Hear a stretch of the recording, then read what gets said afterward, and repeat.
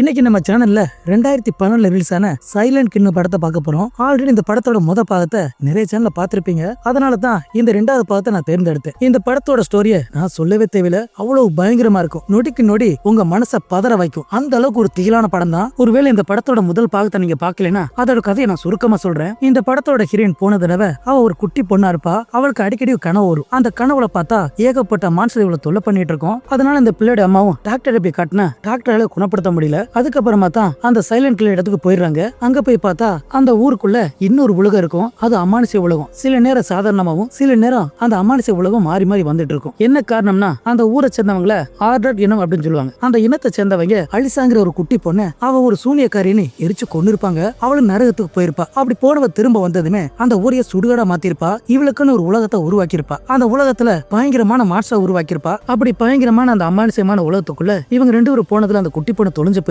அப்ப அந்த குட்டி பொண்ணை தேடி போகும்போது ஏகப்பட்ட மான்ஸ்டர் வரும். அந்த மான்ஸ்டர் போராடி கடைசியா அவளோட பிள்ளையை காப்பாத்திடுறா. ஆனா அப்படி காப்பாத்தியுமே அந்த இடத்துல மெட்டல் மாதிரி ஒரு பதக்கம் கிடைக்கும். அதுல ரெண்டு பக்கம் கிடைக்காம ஒரு பக்கம் மட்டும் கிடைச்சிருக்கும். அந்த ஒரு பக்கத்தை வச்சு அவளோட பொண்ணை மட்டும் எப்படியே காப்பாத்திடுறா. ஆனா இவளால அந்த உலகத்தை விட்டு வெளியே வர முடியாது. காரணம் மெட்டல் இல்லாதனால இவ அந்த உலகத்துக்குள்ள மாட்டிருப்பா. இது வரைக்கும் தான் அந்த முதல் பாகத்தை காட்டியிருப்பாங்க. அடுத்ததான் நம்ம ரெண்டாவது பாகத்தை பார்க்க போறோம். ஒருவேளை இந்த படத்தை நீங்க பாத்துறீங்கன்னா மறக்காம கீழே கமெண்ட் பண்ணுங்க. கடைசி அந்த வீடியோக்கு ஒரே ஒரு லைக் மட்டும் கொடுத்துருங்க. சப்ஸ்கிரைப் பண்ணாதவங்க சப்ஸ்கிரைப் பண்ணுங்க. வாங்க இப்ப இந்த கதைக்குள்ள போகலாம். இந்த படத்தோட ஸ்டார்டிங் சீன்ல இந்த படத்தோட ஹீரோனை காட்டுறாங்க. போன தடவை இவ குட்டி பொண்ணா இருப்பா. இப்ப வளர்ந்து பெரிய ஆளாயிட்டா. அப்ப எதையா பார்த்து இவ பயந்து ஓடிட்டு இருக்க. முன்னாடி இருக்க அந்த சர்க்கஸ் கூட பார்த்ததுமே அதுக்குள்ள ஓடி போயிடுறா. அப்ப அந்த இடத்துல பார்த்தா ஒரு குதிரை ராட்டினம் இருக்கும். இவளை ஓடி போய் அதுல ஒளிஞ்சுக்கிறா. அப்ப இவளை யாரா துரத்துறான் பார்த்தா ஒரு கருப்பு ட்ரெஸ் போட்ட முக்காட போட்டவங்க இவளை துரத்தி வந்துட்டு இருப்பாங்க. அப்ப இந்த ராட்டினத்தை யாரா சுத்துறான் பார்த்தா ஒரு இரும்பு தலையை சுத்திட்டு இருப்பான். அதே நேரம் இந்த குதிரை ஓடுற இடத்துல இப்ப மனசபையில கட்டி போட்டிருப்பாங்க. அவங்களை பார்க்கவே ரொம்ப பயங்கரமா இருக்கும். இதெல்லாம் பார்த்து இவ கதறிட்டு இருப்பா. இப்படி பயத்துல கத்திட்டு இருக்கும் போதுதான் முன்னாடி பார்த்தா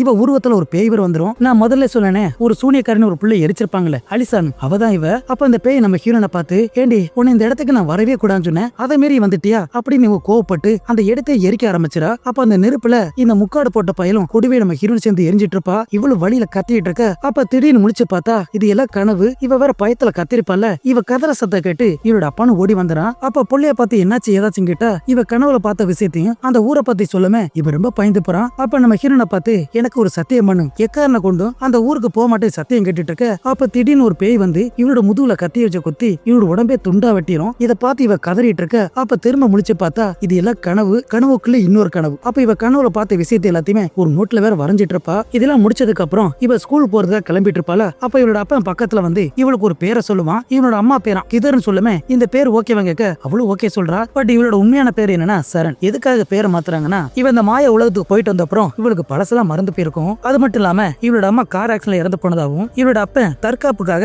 யாரையா கொண்டதுனாலதான் இப்படி மறைஞ்சு வாழ்றோன்னு இவன் நினைச்சிட்டு இருப்பா. ஆனா உண்மை என்னன்னா இவன் அந்த மாய உலகத்துக்கு போயிட்டு வந்த அப்புறம் அந்த மாய உலகத்துக்குள்ள ஆர்டர் இன சேர்ந்தவங்க இவளை தேடிட்டு இருப்பாங்க. அவங்களுக்கு தெரிஞ்சிடக்கூடாதுன்னு அவங்க கண்டுபிடிச்சிடக்கூடாதுன்னு தான் இவங்க போற ஒவ்வொரு இடத்துலயும் ஒவ்வொரு பேர்ல வாழ்ந்துட்டு இருப்பாங்க. ஆனா இந்த உண்மை எல்லாமே இவளுக்கு தெரியாது. அப்ப சாப்பிட்டுட்டு இருக்கும் போது இவளோட 18வது பிறந்த நாளுக்காக இவ அப்பா இவளுக்கு பரிசு கொடுப்பான். இவள் அந்த பரிசு ஆசையா வாங்கி பிரிச்சு பார்த்தா இவ கனவுல ஒரு ட்ரெஸ் போட்டிருப்பாளே அதே ட்ரெஸ் தான். இதை பார்த்ததுமே இவ ரொம்ப சாக்காயிரா. அப்ப அப்பங்கிறன் இவளை பார்த்து என்னமா உனக்கு பிடிக்கலையா கேட்டா ஐயோ நீங்க வேற எனக்கு இது ரொம்ப பிடிச்சிருக்குப்பான்னு இவ அந்த ட்ரெஸ்ஸை போட்டு பார்த்து அப்பனுக்கு ஒரு முத்தத்தை கொடுத்துட்டு இவளு ஸ்கூலுக்கு கிளம்பி போயிடுறா. அவ போனதுக்கு அப்புறம் இவ கனவுல பார்த்த விஷயத்தை வரைஞ்சிருப்பால அந்த பேப்பர் எடுத்துட்டு போய் பாக்குறதுக்கு ஏதோ மரப்பெட்டிமா இருக்கும். அது மேல சிம்பிளா இருக்கும். அந்த பெட்டியை திறந்து அதுக்குள்ள அந்த பேப்பர் வச்சிட்டு இருக்க. அப்பதான் ஒரு பிளாஸ்பாக நினைச்சு பார்ப்பான். இவன் அந்த கண்ணாடி முன்னாடி நிக்கும் போது இவனோட மனைவி அந்த கண்ணாடி விலை வந்து எப்படியோ கஷ்டப்பட்டு நம்மளோட பொண்ணு அந்த உலகத்துல அந்த காப்பாத்திட்டேன். என்னால அந்த மெட்டல் இல்லாம இந்த உலகத்தை விட்டு வெளியே வர முடியாது. அதனால என்ன காப்பாத்துற எந்த ஒரு முயற்சி எடுக்காதீங்க. நம்மளோட பொண்ணு மட்டும் பத்திரமா பாத்துங்க சொல்லி இவனு மறைஞ்சு போயிடுறா. இப்ப ஒரு லேடிய பாத்தியில இவதான் போன பாட்டுல ஹீரோ இருப்பா. அவளோட மகளை தான் அந்த மாய உலகத்துக்குள்ள கூட்டு போயிருப்பா. எப்படியே கஷ்டப்பட்டு அவளோட மகளை எப்படி காப்பாத்திருப்பா.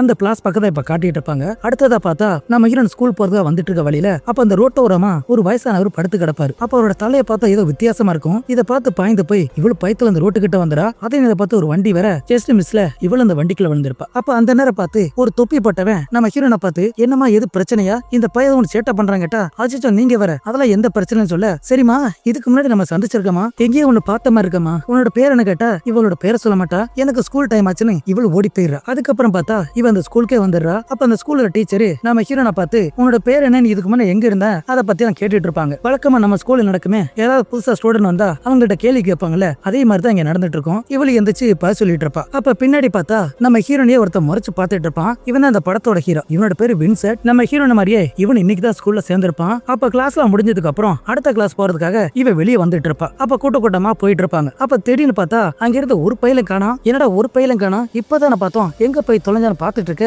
அப்ப அந்த இடமே திடீர்னு மாறி போயிரும். ஏதோ நரகத்துக்கு வந்த மாதிரி இருக்கும். அந்த இடமே பார்க்க ரொம்பவே பயங்கரமா இருக்கும். இவ்வளவு பயத்துல வந்துட்டு இருக்க. அப்ப எதுக்க பார்த்தா ஒரு பயங்கரமான பேய் வந்துட்டு இருக்கும். அந்த பேய்க்கு கண்ணு இல்ல, மூக்கு இல்ல, கையும் இல்ல, ஏதோ முழுக்கடின்னு இருக்கும். இப்படி ஒரு கொடூரமான ஒரு பேய் வந்துட்டு இருக்க. இவ்வளவு பார்த்து வந்துட்டு இருக்கும். இவ்வளவு பயத்துல ஓடலாம் போக அப்ப நம்ம ஹீரோ வந்ததுமே இந்த காட்சியில மறைஞ்சு போயிரும். அப்ப நம்ம ஹீரோனை பார்த்து என்னாச்சுன்னு கேட்டா அதெல்லாம் எந்த பிரச்சனைன்னு சொல்லிட்டு இவ்வளவு வெளியே வர பின்னாடி அந்த பையில வந்துட்டு இருப்பான். அப்ப வெளியே வந்து பார்த்தா அந்த தொப்பிப்பட்ட பையன் வர நின்று இருப்பான். இவனை பார்த்து இவனுக்கு ஷாக்காயிரும். என்னடா அந்த பையன் எங்கே வந்துட்டான்னு பயத்துல இவ திரும்ப ஸ்கூலுக்குள்ள ஓடி போயிடா. அப்ப நம்ம ஹீரோ வேற பாத்துறான். எதுக்கா இவளை பார்த்து பயப்படுறான்னு இவனு திருத்துன்னு முடிச்சிட்டு இருக்க. அப்ப நம்ம ஹீரோன் உள்ள வந்ததுமே அவனோட அப்பனுக்கு போன போட்டு யாரு என்னன்னே தெரியல, ரொம்ப நேரமா ஒருத்தர் என்ன ஃபாலோ பண்ற சொல்லுமே. இதை கேட்ட அப்பாக்காரன் அப்ப உடனே வீட்டுக்கு வராத, பக்கத்துல ஒரு மால் இருக்கு, நீ அந்த மால்ல போயிரு, உன்னை வந்து அப்பா நான் பிக்கப் பண்ற சொல்லிட்டு இருக்க. அப்ப அந்த வீட்டோட கதை யாரோ தட்டுற மாதிரி இருக்கும். இதை பார்த்து பயந்து போய் என்ன இந்த வீட்டோட பின்பக்க வாசல் இருக்கும்ல, அந்த வீட்டோட வாசல திறக்குமே. அப்ப திடீர்னு பார்த்தா ஏதோ ஒண்ணு கருப்பா வர கட் பண்ணி அந்த பக்கம் பார்த்தா நம்ம ஹீரோன் அந்த மால்ல உட்காந்துருப்பா. இவரோட அப்பனுக்கு போன் பண்ணிட்டே இருப்பா. போன் வர ரீச் ஆகாது. அப்ப அந்த இடத்துல பார்த்தா சின்ன பசங்க எல்லாம் விளையாண்டுட்டு இருப்பாங்க, சாப்பிட்டுட்டு இருப்பாங்க. அதே இடத்துல ஒரு பலூன் வேற கெட்டி தொங்க விட்டுருப்பாங்க. அந்த பலூன்ல பார்த்தா ஹாப்பி பர்த்டே கிதன் இருக்கும். இப்ப அப்பங்கிற புதுசா வச்சிருப்பான்ல அந்த பேர் தான். அப்ப அதே பலூன்ல மறுபக்கம் பார்த்தா ஹாப்பி பர்த்டே அலிசான் இருக்கும். இந்த வார்த்தையை பார்த்ததுக்கு அப்புறம் திரும்ப அந்த பசங்களை பார்த்தா அவங்க பூரா மனுஷகரை தின்னுட்டு இருப்பாங்க. வாயெல்லாம் ஒரே ரத்தமா இருக்கும். இது என்ன எல்லோட பாத்துட்டு இருக்க. அப்ப திடீர்னு தொப்பிக்கார பையன் வேற வந்துடுறான். அவனை பார்த்ததுமே பயந்து போய் அங்க ஒரு செக்யூரிட்டி பையன் நின்னுட்டு இருப்பான். அவங்கிட்ட போய் சொல்லலாம் பார்த்தா அதுக்கு மேல கொடுமை அவன் மூஞ்சி வேற பயங்கரமா இருக்கும். இதையும் பார்த்து பயந்து போய் இவன் நேரா அந்த மாலுக்குள்ள போயிடுறா. அப்ப அந்த கிச்சன் கிட்ட போவுமே அங்க ஒரு பையில உசுரோட தொங்க விட்டு அவனோட தோலை உரிச்சிட்டு இருப்பாங்க. வழியில வேற அந்த பையன் கத்திட்டு இருப்பான். இது அதுக்கு மேல இருக்குன்னு திரும்ப ஒரே ஓட்டமா ஓடி போயிரா. அப்போ ஏதோ ஒரு இடத்துக்குள்ள போவுமே. அப்ப அந்த தொப்பிக்காரன் உள்ள வந்ததுமே நம்ம ஹீரோனை வேற புடிச்சிடறா. அவ்வளவு பயத்துல ஒரு பெரிய கம்பு எடுத்துக்கிட்டு என் பக்கத்துல வராதுன்னு மிரட்டிட்டு இருப்பா. அப்ப அந்த பையல பார்த்து நீ யாரையான்னு கேட்டா இவன் ஒரு டிடெக்டிவா. சரி நீ எவன வேணா இருந்துட்டு போ, எதுக்காக என்ன ஃபாலோ பண்றேன்னு கேட்டா இந்த ஆர்டர் எடுத்து சேர்ந்தவங்க தான் பணம் கொடுத்து உன்னை கண்டுபிடிக்க சொன்னாங்க. இப்ப நான் உன்னை கண்டுபிடிச்சிட்டேன், அவங்க கிட்ட நீ இருக்கிற இடத்தையும் சொல்லிட்டேன். அதுக்கப்புறம் உன்னை பார்த்ததுக்கு அப்புறம் தான் என் மனசை மாத்திக்கிட்டேன். அது மட்டும் இல்லாம அவங்க உன்னை தேடி வந்துட்டு இருக்காங்க. இத பத்தி சொன்னா அவன் நம்ப மாட்டா. நீ பொய் சொல்லலான்னு கத்திட்டு இருப்பா. இது நான் பொய் சொல்றேனா? நீ சின்ன பிள்ளையா இருக்கும் போது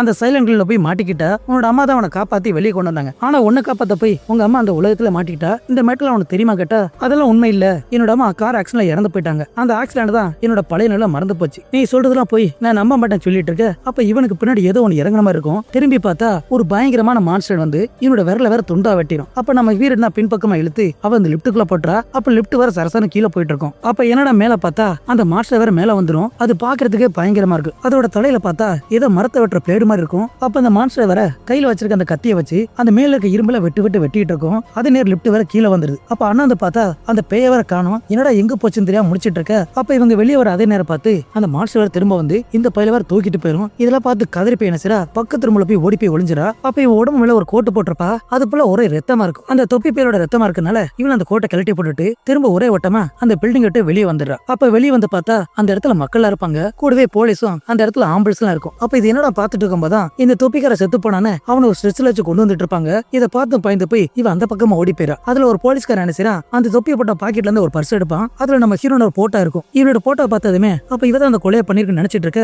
இது நம்ம ஹீரோனை பாத்துறா. அவளை தெரிச்சு ஓடிலாம் பார்க்க அப்ப நம்ம ஹீரோ வர வந்துடுறான். அவனை கூட்டிட்டு அந்த இடத்தை விட்டு இன்னொரு இடத்துக்கு வந்துடுறாங்க. அப்ப ரோட்டோரமா நடந்து போயிட்டு இருக்க. அதே நேரம் ஒரு பஸ் வரும். அந்த பஸ்ல ஏறி இவங்க நேர வீட்டுக்கே வந்துடுறாங்க. அப்ப வீடு பக்கத்துல வரமே நம்ம ஹீரோ பார்த்து என்னோட வீடு பக்கத்துல தான் இருக்கு, நானே போய்க்கிறேன்னு நம்ம ஹீரோ போ சொல்லிட்டு இவன் நேர வீட்டுக்கு வந்துடுறா. அப்ப அந்த வீட்டோட கதவு திறந்து பார்த்தா அந்த வீட்டோட சவத்துல இவரோட அப்பனோட ரத்தத்தால சைலண்ட் கில் வான்னு சொல்லி எழுதிருக்கும். பக்கத்துல ஒரு பெரிய சிம்பிள் வேற போட்டிருக்கும். இதை பார்த்ததுமே இவ பதறி போயிடுறா. அப்ப அப்பா அப்பான்னு கத்திக்கிட்டு அங்க இருக்க ஒவ்வொரு ரூமா தேடி பார்த்துட்டு கடைசியா மேலே போய் பார்த்தா அங்க யாருமே இல்ல. சரி அப்பாவை காணாம சொல்லி கீழே வரும்போதான் அப்ப அந்த வீட்டோட கதவு யார தட்டுறமா இருக்கும். திறந்து பார்த்தா நம்ம ஹீரோ தான். அப்ப நம்ம ஹீரோட்ட அந்த விஷயத்தெல்லாம் காட்டவே அவன் இதை பார்த்ததுக்கு அப்புறம் இது என்ன எல்லோடம் பார்க்க அப்ப அந்த சிம்பிளை பார்த்தா இந்த சிம்பிளை நான் இங்கேயே பார்த்திருக்கேன்னு இவ வீட்டுல ஒரு மரப்பெட்டி இருக்குமே அந்த பெட்டியை வேற எடுத்துறா. அப்ப அதுக்குள்ள சில லெட்டர் இருக்கும். இவரோட அப்பா ஒரு லெட்டர் எழுதி வச்சிருப்பான். அந்த லெட்டர் எல்லாம் எடுத்துக்கிட்டு கடைசி அதுக்குள்ள ஒரு மெட்டல் மாதிரி இருக்கும். நான் ஒரு ஆரம்பத்துல ஒரு மெட்டல் பத்தி சொல்லிருப்பேன்ல, அந்த மெட்டலை எடுத்துக்கிட்டு கையில ஒரு கண்ணை எடுத்துட்டு இருக்க. அப்ப திடீர்னு கதவு உடைக்கிற சத்தம் யாராம் பார்த்தா இந்த போலீஸ்காரர் உள்ள வந்துறாங்க. அவங்களை பார்த்ததுமே இவங்க ரெண்டு ஒரு பின்பக்கமா தப்பிச்சு போயிடுறாங்க. அப்ப ஒரு கார் எடுத்து வந்துட்டு இருப்பாங்க. அப்படி வர்ற வழியில தான் இவன் அப்பா ஒரு லெட்டர் எழுதி வச்சிருப்பான்ல, அந்த லெட்டரை படிச்சு பாப்பா.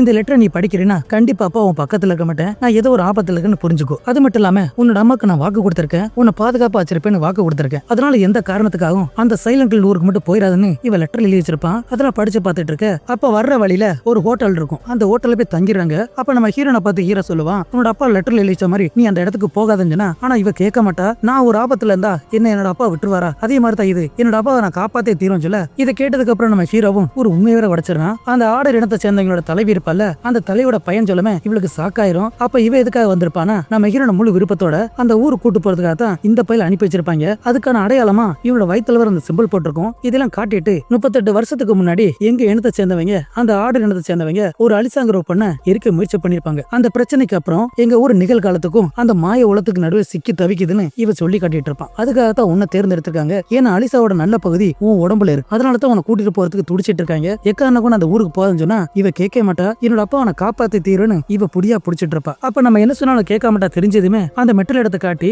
இதோட பாதியோட மெட்டல் என் தாத்தாட்ட இருக்க சொல்லுமே. அப்ப அதே நேரம் பார்த்து அந்த இடமே மாறி போயிரும். என்னடா பார்த்தா அந்த மாஸ்டர் இங்கே வந்துரும். அப்ப நம்ம ஹீரோ அடிச்சு போட்டுட்டு இந்த பையில வேற தூக்கிட்டு போயிரும். இவ்வளவு மயக்கத்துல முடிச்சு பார்த்தா நம்ம ஹீரோ அந்த இடத்துல இருக்க மாட்டான். அதுக்கப்புறமா அந்த மெட்டலின் கண்ணை எடுத்துக்கிட்டு நேரம் அந்த ஊருக்குள்ளே வந்துடுறா. அந்த இடத்த பார்த்தால வித்தியாசமா இருக்கும். ஏதோ பனிமட்டமா இருந்தா எப்படி இருக்கும், அதே மாதிரி அந்த இடமே ஒரே சாம்பலா இருக்கும். இவள் இது பாத்துக்கிட்டு உள்ளே வந்துடுறா. அப்ப அந்த இடத்துல பார்த்தா சில ஆட்களை ஒரு கம்பளை கட்டி ஏதோ எரிக்கிறதுக்காக கட்டி வச்சிருப்பாங்க.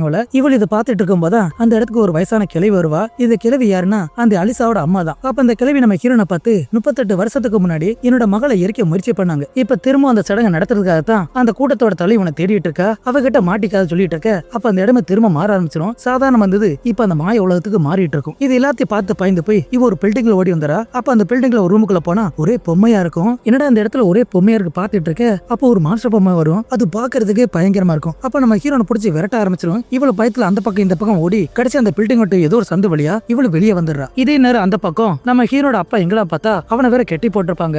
அது மட்டும் இல்லாம நம்ம ஹீரோவை பிடிச்சி கட்டி போட்டிருப்பாங்க. அப்ப அந்த இடத்துல ஒருத்தர் நிப்பால, அவதான் அந்த கூட்டத்தோட தலைவி நம்ம ஹீரோட அம்மா தான். அப்ப நம்ம ஹீரோவை பார்த்து எல்லாருமே இவன் ஒரு துரோகி, இவனை கொல்லணும் கத்திட்டு இருப்பாங்க. அதுக்கு நம்ம ஹீரோட அம்மா இல்ல அதெல்லாம் தேவையில்லை, இவன் ஏதோ அந்த பொண்ணு மேல காதல இருக்கான், அதனால தெரியாதனமா தப்பு பண்ணிட்டான், இவனை கொள்ளையெல்லாம் தேவையில்லை, இவனை பிடிச்சி அடைச்சு போட்டாலே எல்லாம் சரியான்னு சொல்லுமே. அப்ப அந்த இடத்துல காவல்கள் இருப்பாங்களே, இவனை வேற இழுத்துட்டு போயிடுறாங்க. அதே நேரம் இந்த பக்கம் நம்ம ஹீரோன் இன்னொரு பில்டிங் வந்ததுமே நம்ம ஹீரோட தாத்தாவை பாக்குறதுக்காக அந்த ஜெயிலோட சாவி இருக்கும்ல, அதெல்லாம் எடுத்துக்கிட்டு வர்ற வழியில ஒரு பயங்கரமான மாஸ்டரை பாத்துறா. அது பாக்குறதுக்கு ரொம்ப வித்தியாசமா அதோட தலையில முழு அப்படியே தெரியும். அப்ப அந்த மான்ஸ்டர் நம்ம ஹீரோனை தள்ளி விட்டு அவளை அட்டாக் பண்ண முயற்சி பண்ணிட்டு இருக்கோம். இவகிட்ட இருக்க அந்த கண்ணை எடுத்து அந்த மான்ஸ்டர் சுட்டு கொன்றா. அதை கொன்னதுக்கு அப்புறம் நம்ம ஹீரோட தாத்தா இருக்கிற அந்த ஜெயிலுக்கு வந்துடுறா. அப்ப அந்த ஜெயில திறந்து உள்ள போய் பார்த்தா நம்ம ஹீரோட தாத்தாவை கெட்டி போட்டிருப்பாங்க. அவனால இங்கிட்ட அங்கிட்ட அசைய முடியாது. அப்ப நம்ம ஹீரோன பக்கத்துல போய் அந்த மெட்டலை பார்த்து கேட்குமே. அப்பதான் அந்த மெட்டலோட அருமை பெருமை சொல்லிட்டு இருப்பான். அந்த மெட்டலை யாராவது தொட்டாங்கன்னா அவங்களோட உண்மையான சுயரூபத்தை காட்டுன்னு சொல்லிட்டு இப்படி பேசிட்டு இருக்கும் போதே நம்ம ஹீரோனுக்கு அந்த மெட்டலை புடுங்கி அவனோட நெஞ்சுக்குள்ள அமைக்க வச்சிடான். ஏன்னா இவங்கிட்ட அந்த மெட்டலோட இன்னொரு பக்கம் இவன் உடம்புக்குள்ளே வச்சிருப்பான். அது போய் சேர்ந்ததுமே இவன் ஒரு பயங்கரமான மாஸ்டரா மாறிடான். ஏன்னா அந்த மெட்டல் இவன் உடம்புக்குள்ள போனதுனால இவனோட உண்மையான உருவத்தை காட்டிரும். இதை பார்த்து நம்ம ஹீரோ பயப்பட அப்ப இவள் அட்டாக் பண்றதுக்காக வந்துட்டு இருக்கும். இவள் விடாம சுட்டுட்டே இருப்பா. அப்ப கடைசி அந்த செயின் அத்து போட்டு நம்ம ஹீரோனை அடிச்சு போட்டு தோலை தூக்கி போட்டு இந்த கூட்டத்தோட தலைவி இருப்பால அவகிட்ட கொண்டு வந்துட்டு இருக்கும். அப்ப நம்ம ஹீரோன் மயக்கத்துல முடிச்சதுமே இவன் வேற தூக்கி போயிட்டு இருப்பான். அப்ப இவனோட உடம்புக்குள்ள பார்த்தா அந்த மெட்டல் வேற உள்ள இருக்கும். அது வேற பயங்கரமா மின்னிட்டு இருக்கும். இவன் அந்த மாஸ்டரோட உடம்புக்குள்ள கையை விட்டு அந்த மெட்டலை வெளியே எடுத்ததுமே அந்த மெட்டல் இல்லாதனால அந்த மாஸ்டர் செத்து போய் காத்துல அப்படியே கரைஞ்சு போயிடும். அது சாம்பல் ஆனதுக்கு அப்புறம் இவன் அந்த மெட்டல் எடுத்துக்கிட்டு அந்த ஜெயில் கடையில போயிட்டு இருப்பா. அப்ப அந்த ஜெயிலுக்குள்ள ஒரு பையன் நம்ம ஹீரோனை கழுத்தை பிடிச்சு நெருக்க ஆரம்பிச்சான். சரி ஒருத்தன் தான் பார்த்தா அந்த இடத்துல இருந்து ஏகப்பட்ட பேரு அவங்களோட கையை நீட்டி கத்திக்கிட்டு இருப்பாங்க. அப்ப இவ்வளவு பயத்துல வர கீழே விழுந்துறா. அப்ப தெரிஞ்சு தெரியாமல அந்த இரும்பு தலையனவரை வர வச்சிரா. ஏன்னா இவ உடம்புக்குள்ள அந்த அலிசாவோட நல்ல பாட்டு இருக்குல்ல, அதனால அவள் அறியாமலே இந்த பையல வர வச்சிரா. அவ வந்தது என்ன செய்யறான், அங்க நீட்டி இருக்க அத்தனை பேர் கையுமே அப்படி துண்டு துண்டா வெட்டிட்டு இருப்பான். இதை பார்த்து பதுங்க என்ன செய்யறா, அந்த இடத்துல ஒரு சின்ன கேப்பு கிடைக்கும். அந்த கேப்புலயே அவ வெளியே வந்துடுறா. அப்ப வெளியே வந்தது பார்த்தா யாரோ வர்ற மாதிரி தெரியுமே. இவன் அந்த கம்பி கடையில போய் ஒளிஞ்சிடறா. யாரான்னு பார்த்தா அந்த 2 காவலி பழக நம்ம ஹீரோட கையங்காலி கட்டி அவனை வேற இழுத்துட்டு வந்துட்டு இருப்பாங்க. இவனை இழுத்துட்டு போறத நம்ம ஹீரோனை பாத்துறா. இவங்க எங்கே போறாங்கன்னா இந்த படத்தோட முதல் பாகத்துல இந்த நர்ஸ் பேயெல்லாம் நிறைய வந்திருக்கும்ல, அந்த இடத்துக்கு வந்துடுறா. ஆனா அந்த நர்ஸ் பேயோட வேலை என்னன்னா யாராவது அசைஞ்சாலோ இல்ல ஏதாவது சத்தம் கேட்டாலோ அந்த பேய் வேற கண்டுபிடிச்சிடும். அடுத்த நிமிஷமே அவங்க கொடூரமா கோட்டு தள்ளிடும். இவங்க உள்ள வந்தவங்க தடபடான சத்தத்தோட வரமே இந்த பேய்களும் கண்டுபிடிச்சிடும். அப்ப அங்க வந்து அந்த 2 காவலி பையலையும் கையில வச்சிருக்க ஆயுத வச்சு பயங்கரமா கொடூரமா தாக்கி அவங்களை வெறித்தனமா கொன்றும். இதெல்லாம் பார்த்து நம்ம ஹீரோ வர என்ன பண்ணுறதுல முடிச்சிட்டு இருக்கும்போது அப்ப நம்ம ஹீரோ அந்த இடத்துக்கு வந்துடுறா. அந்த பேய்களுக்கு தெரியாமலே இவ அவுத்து விட்டு வெளியே வரலாம் பார்த்தா அதுக்குள்ள அதை கண்டுபிடிச்சிடும். எப்படி அந்த இடத்துல கஷ்டப்பட்டு நம்ம ஹீரோ காப்பாத்தி வெளியே கொண்டு வந்துடுறா. அப்படி வெளியே வந்ததுக்கு அப்புறம் படத்தோட ஆரம்பத்துல ஒரு கனவுல ஒரு சர்க்கஸ் கூடத்தை பார்த்திருப்பால, அந்த கூடத்துக்குள்ள இவங்க 2 பேரும் வந்துறாங்க. பின்னாடி அந்த செக்யூரிட்டி பேய் ஓடி வந்துறாங்க. அவங்கள பார்த்து இவங்க 2 பேரும் ஒளிஞ்சிருப்பாங்க. அப்ப நம்ம ஹீரோனை பார்த்து இப்படி அப்ப நான் உன்னோட அப்பாவை காப்பாற்ற முடியாது, அவங்கள நான் பாத்துக்கிறேன்னு நம்ம ஹீரோனுக்கு ஒரு முத்தத்தை கொடுத்து இவன் அந்த பக்கமா ஓடமே இவனை பார்த்து ஒரு 4 பேர் ஓடிட்டு இருப்பாங்க. அப்ப அதுல 2 பேரும் நம்ம ஹீரோனை வேற பாத்துறாங்க. அப்ப அவங்க 2 பேரும் பக்கத்துல வருமே அதுல ஒருத்தன் அடிச்சு போட்டுட்டு இவன் நேர அந்த குதிரை இடத்துல ஓடி போயிடா. அப்படி உள்ள வந்ததுக்கு அப்புறம் பார்த்தா அந்த இடமே நெருப்பு வந்துரும். என்னடா பார்த்தா இவ உருவத்துல அந்த பேய் வேற வந்துரும். அப்ப நம்ம ஹீரோனை பார்த்து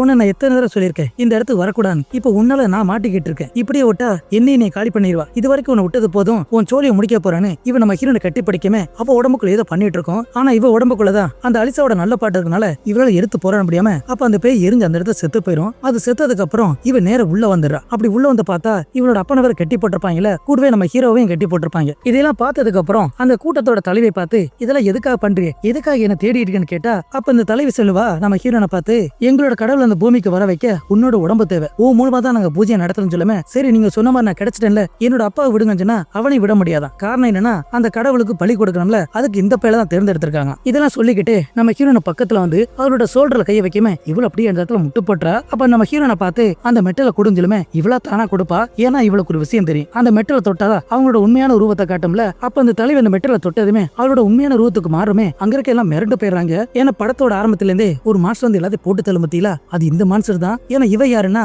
இவ சொல்றாலே ஒரு கடவுள், அந்த கடவுளோட மத போதகர் தான். அப்ப எல்லா விஷயம் தெரிஞ்சு போச்சுன்னு நம்ம ஹீரோனை கட்டி வச்சு வெட்ட போக அப்ப அதே நேரம் பார்த்து அந்த இருமத்தில வந்து நம்ம ஹீரோனை காப்பாத்திடுறான். அப்ப இவங்க ரெண்டு பேருக்குள்ள பயங்கரமான ஒரு சண்டை வரும். இந்த இடத்துல ரெண்டு மான்ஸ்டருமே அடிச்சு மாண்டுட்டு இருக்கும். அப்ப ஒருத்தர் அடிச்சிட்டு இருக்க அப்ப கடைசியா நம்ம பிரமிடு தலைனா அவன் இருக்க அந்த கத்தியை வச்சு அந்த மான்ஸ்டரோட தலையை துண்டா வெட்டிறான். அந்த இடத்துல மான்ஸ்டர் செத்து போயிடும். அது செத்ததுக்கு அப்புறம் அந்த பிரமிடு தலையும் வெளியே போயிடும். அவன் போனதுக்கு அப்புறம் நம்ம ஹீரோனோட அப்பாவையும் நம்ம ஹீரோ கூட்டிட்டு வெளியே வந்துடா. அப்படி வெளியே வரும்போது அந்த மாய உலகத்துல இருந்து நிகழ்காலத்துக்கு மாறிட்டு இருக்கும். எல்லாம் முடிச்சு நினைச்சு இவங்க வந்துட்டு இருப்பாங்க. அப்ப அந்த அப்பா நம்ம ஹீரோனை பார்த்து, உன்னோட அம்மா இப்ப ஆபத்துல இருக்கா, அவளை நான் காப்பாத்த போறேன்னு சொல்லிட்டு இவங்க ரெண்டு பேரும் போச்சுட்டு இவன் திரும்ப அவனோட பொண்டாட்டியை காப்பாத்துறதுக்காக அந்த ஊருக்குள்ள போயிட்டு இருக்க இவங்க ரெண்டு பேரும் அந்த ஊரை வெளியே வந்துறாங்க. அப்ப அதே நேரம் ஒரு பெரிய ட்ரக் வரும். அந்த ட்ரக்ல ஏறி இவங்க போயிட்டு இருக்க அதே நேரம் பார்த்து ஒரு போலீஸ் வண்டியும் கூடவே ஆம்புலன்ஸ் வண்டி வேற இந்த ஊருக்குள்ள போக அப்ப திரும்ப அந்த ஊரை பார்த்தா அது மாய உலகத்துக்கு மாறிட்டு இருக்கும். அதோட அந்த படத்தை முடிச்சிருப்பாங்க. இந்த படத்தோட கதையை நான் முழுசா விரிச்சு சொல்லியிருக்க மாட்டேன். அப்படி சொல்லிட்டு வந்தா கிட்டத்தட்ட அது 30 நிமிஷம் வந்துடும். அப்படி வந்தா காப்பிரைட் கூட வந்துடும். அதனால முடிஞ்ச அளவுக்கு நான் சுருக்கி சொல்லியிருக்கேன். இந்த படத்தோட முதல் பாகத்தை பார்க்க ஆசைப்பட்டா